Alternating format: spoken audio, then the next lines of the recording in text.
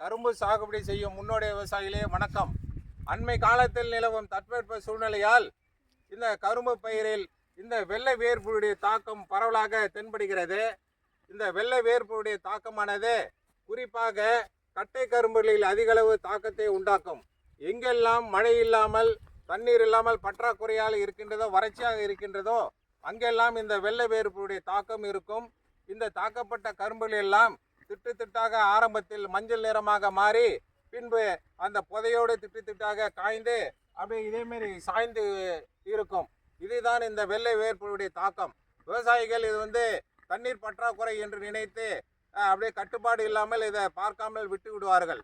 இதனை உடனே அந்த புதையல் பிடுங்கி பார்த்தோமானால் இந்த வேர்ப்புழுக்களுடைய தாக்கம் இருக்கும். இதனை ஒருங்கிணைந்த முறையில் கட்டுப்படுத்த ஒவ்வொரு வருடமும் பிப்ரவரி மாதம் கடைசி வாரத்தில் ஒரு ஏக்கருக்கு மெட்டாரைசியம் ஆனோசெப்லி என்ற இந்த பச்சை பூஞ்சானத்தை ஒரு ஏக்கருக்கு 2 கிலோ என்ற அளவில் 50 கிலோ தொழு உரத்துடன் கலந்து சிறிது தண்ணீர் தெளித்து அந்த வேர் பகுதியில் இட்டு நன்றாக தண்ணீர் பாய்ச்ச வேண்டும்.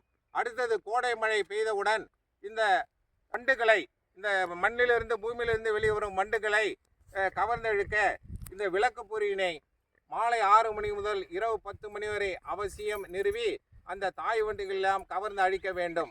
அடுத்ததாக இந்த தாக்குதல் வந்த பட்சத்தில் அந்த புதையில் இருக்கின்ற அந்த புழுக்கள் எல்லாம் எடுத்து அழித்து விட்டு நன்றாக தண்ணீர் பாய்ச்சும் வசதி இருந்தால் ஒரு அங்குலம் நன்றாக தண்ணீரை பாய்ச்சி நிறுத்தி கட்டினால் கண்டிப்பாக இந்த புழுடைய தாக்கம் குறையும். அப்போ பூச்சிக்கொல்லி என்ற முறையில் இம்டாக்ளோர்பேட் 17.8 SL என்ற பூச்சிக்கொல்லியினை 1 லிட்டர் தண்ணீருக்கு 1/2 மில்லி, அதாவது 10 லிட்டர் தண்ணீருக்கு 5 மில்லி என்ற அளவில் கலந்து நன்றாக அந்த பாதிக்கப்பட்ட அந்த புதைகளில் நன்றாக வேர்ப்பதில் நன்றாக ஊற்ற வேண்டும். சுற்றி ஒரு 2 லிட்டர் 3 லிட்டர் அளவுக்கு நன்றாக வேர்கள் நனையுமாறு ஊற்ற வேண்டும்.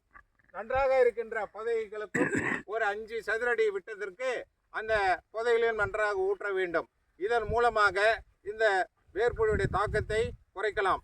அடுத்ததாக அதிகமாக பாதித்துள்ள இந்த வேர்ப்புழு பாதித்த சுமார் ஒரு 50% மேல் பாதிப்பு இருந்தால் ஒரு பயிர் சுழற்சியாக அடுத்த பயிராக கரும்பை விட்டுவிட்டு அடுத்ததாக நெல் பயிரை முடித்துவிட்டு திரும்பவும் கரும்பு நடவிற்கு வரலாம். இதன் மூலம் கரும்பிலுடைய இந்த வெள்ளை வேர்ப்புழை கட்டுப்படுத்தி அதிக மகசூல் எடுக்கலாம். நன்றி, வணக்கம்.